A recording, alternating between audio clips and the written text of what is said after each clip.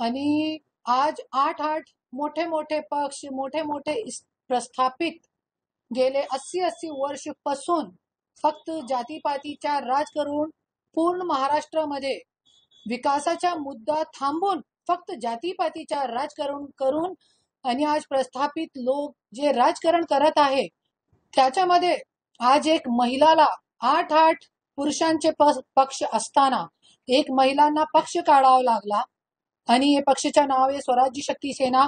येणारी जिल्हा परिषद, पंचायत समिती, नगरपालिका मध्ये मी सगळे जे सामाजिक लोक आहे, सामाजिक चळवळीमध्ये काम करणारे लोक आहे, त्यांना मी आवाहन करते की एकदा स्वतःला चान्स द्या।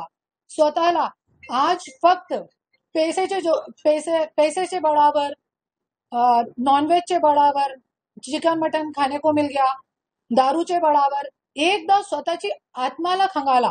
कुठे ना कुठे आपण काय करतोय, पैशासाठी आपण काय करतोय, फक्त 2000-3000 रुपये प्रति मतदान घेऊन आपण आपले विकासाचे मुद्देला विकतोय। आणि आज पूर्ण महाराष्ट्राची जी अवस्था आहे कुठे ना कुठे, आणि पूर्ण भारताची मी बोलणार, कुठे ना कुठे 80 वर्ष 100 वर्ष मागे ठेवलेली आहे। आज कशाला मला पक्ष काढावा लागला? सगळ्यांनी बघितलेला आहे, इतके मोठे घराण्याची सून असताना मला पक्ष काढावा लागला, क्योंकि तळागाळामध्ये जाऊन बघितलेला आहे कि जे व्यक्ति अगोदरचे काळामध्ये अंग्रेजों से जो लोग लड़ते थे उनको जेल में जाना पड़ता था, पण आज हमारे ही लोग को हम चुन के देते, ज्या लोकांना आपण निवडून देत है ना, हे कार्यकर्ता आपली छाती पे वार झेल के निवड के देता है, ज्या लोकांना तेच नेता मंत्री झाल्यानंतर, आमदार झाल्यानंतर त्या कार्यकर्त्याला, त्यांची बायकोला, त्यांची आईला, 75 वर्षाची आईला पण जेलमध्ये टाकतोय। हे सगळी गोष्टीचे माझ्याकडे पुरावे आहे। त्याच्यासाठी मी सगळ्यांना हात जोडून कडकडीची विनंती करते की जातीपातीमुळे विकासाचा मुद्दा थांबलेला आहे। नवीन लोक स्वराज्य शक्ती सेनाचे माध्यमातून जे येणारी स्थानिक निवडणूक आहे सगळी लढा, आम्ही एक प्रयत्न करू शकतात। जैसे मैं एक महिला असताना जरी प्रयत्न करू शकते, तो तुम्ही क्यों नहीं करू शकता? आज महाराष्ट्राच्या समोर तिसरी पिढीची गुलामी आहे। तुमच्याकडे एकच पर्याय आहे, स्वराज्य शक्ती सेना तून तुम्ही लढा आणि आपला अस्तित्व निर्माण करा, आपले महाराष्ट्राचे एक नवीन अस्तित्व निर्माण करा, आणि नाही तर तिसरी पिढीचा झेंडा उचलण्यासाठी तयार राहा। धन्यवाद।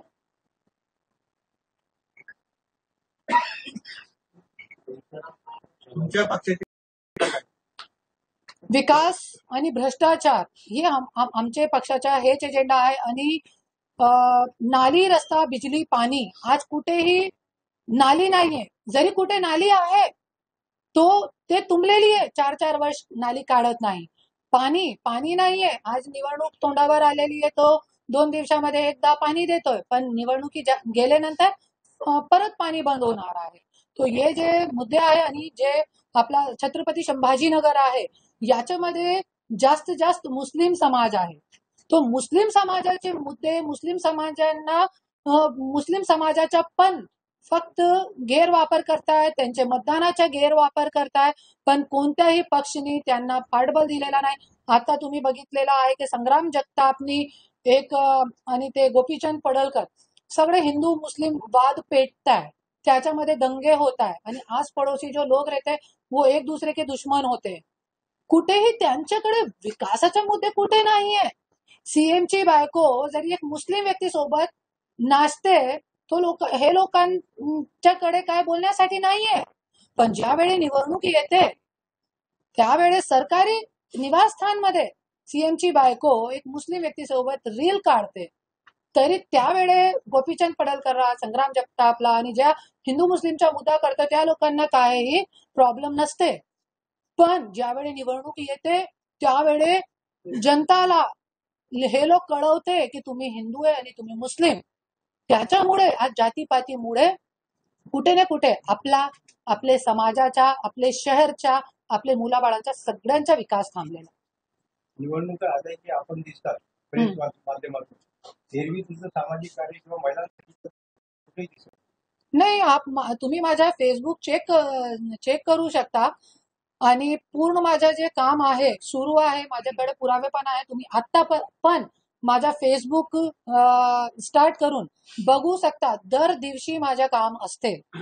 मीडियावर दाखवत नाही ते वेगळी गोष्ट. काही स्वतःचा पक्ष किंवा स्वतः उडी मारण्यापेक्षा एखाद्या प्रस्थापित पक्षात का नाही गेला तुम्हाला ऑफर वगैरे आली नाही का तुम्ही बोलवलं नाही? ऑफर आली पण सगळ्यांना माहिती आहे की जरी दुसऱ्या पक्षामध्ये गेली असती तो मी एकटी बदलाव करू शकत नसती, क्योंकि मैं अकेली आमदार बनूंगी. तो मेरे को जे मेरा पक्ष है त्याचंही मला ऐकावं लागेल. त्याच्यासाठी मी पक्ष काढलेला आहे की जरी आमच्या एक जरी आमदार आला तो आम्ही स्वतंत्र आहोत लोकांचे मुद्दे विधान भवनामध्ये मांडण्यासाठी. जरी आमच्या एक नगरसेवक जिंकून आला तो नगरपालिकामध्ये रस्ते नाली बिजली पाणी पूर्ण शहरचे मुद्दे मांडण्यासाठी आमच्या एक नगरसेवक काफी आहे. त्याच्यासाठी पक्ष काढलेला. ये पक्ष से आप युति करने वाले हैं भविष्य में? अभी बात शुरू है हमारी, देखते हैं यदि ठीक लगा तो हम करेंगे. मनोज जरांगे यांनी धनंजय मुंडेंवर खूप गंभीर आरोप केले. हत्याचं कट रचला असं तुमचं काय म्हणणं? आता मी काल पण प्रेस कॉन्फरन्स घेतलेली आहे याच्यावरती, मोठी प्रेस कॉन्फरन्स, आणि आता पण सकाळी प्रेस कॉन्फरन्स घेऊन मी आलेली आहे. आता फक्त हे निवडणुकीचाही मुद्दा आहे. नगरपालिका निवडणूक पहिल्यांदा आहे. कुठं कुठं तुमचे उमेदवार असणार आहे? जिथे हा उमेदवार तुमच्याकडे आहेत का? हा आता अचानक निवडणूक लागली आहे. आमची काय तयारी नाही होती तरी पण निवडणूक अचानक तोंडावर आलेली आहे.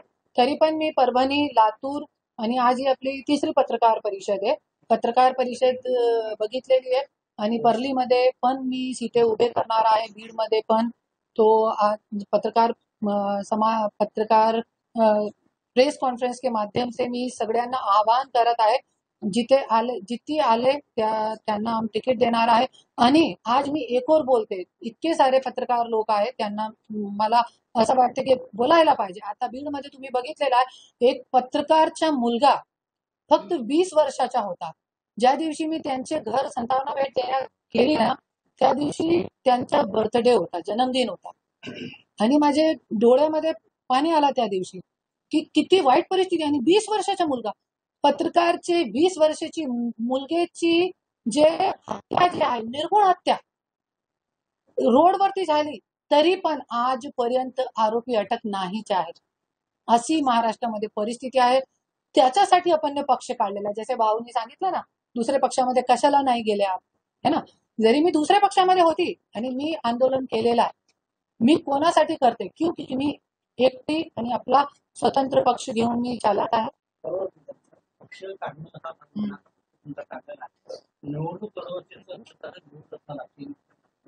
राज्यामध्ये पहिल्यांदा नगरपालिका तर तुमच्या पक्षाची बातमी राज्याच्या सर्व नगरपालिकेत आहे का? संघटन उमेदवार राहणार आहे संघटन काय काही निवडणूक पत्र ठीक आहे. बांधणी जी लागते त्या हा बांधणी जी आहे ते आपली फक्त 7-8 जिल्ह्यामध्ये आहे. पूर्ण महाराष्ट्रामध्ये नाही झाली आता. पण जिथे जिथे मतलब ज्यादा भी मैं प्रयत्न नहीं कर पाई हूँ क्योंकि अचानक तोंडावर निवडणूक आलेली, अचानक जाहीर केलेली, तो जास्त मी करू शकत नाही. एकटी महिला मी कुठे कुठे जाणार. पण जितकी माझी शक्ती आहे मी करते. आज पण मी 12 वाजता येस नाही मराठवाडा येस मराठवाडा संभाजीनगरमध्ये उमेदवार उभे करणार आहेत. हा हा त्याच्यासाठी आपण पत्रकार परिषद घेतली. पत्रकार परिषद ठीक आहे. तुमचं कार्यकर्त्याची बैठक व्हायला पाहिजे. हा बैठक अगोदरपासून सुरू आहे आमची. हा नगरपालिका, जिल्हा परिषद आणि पंचायत समिती पण सगळी निवडणूक. महापालिका पण हा महापालिका पण सगळे. आपला पक्ष आहे आणि आपला राष्ट्रीय पक्ष आहे.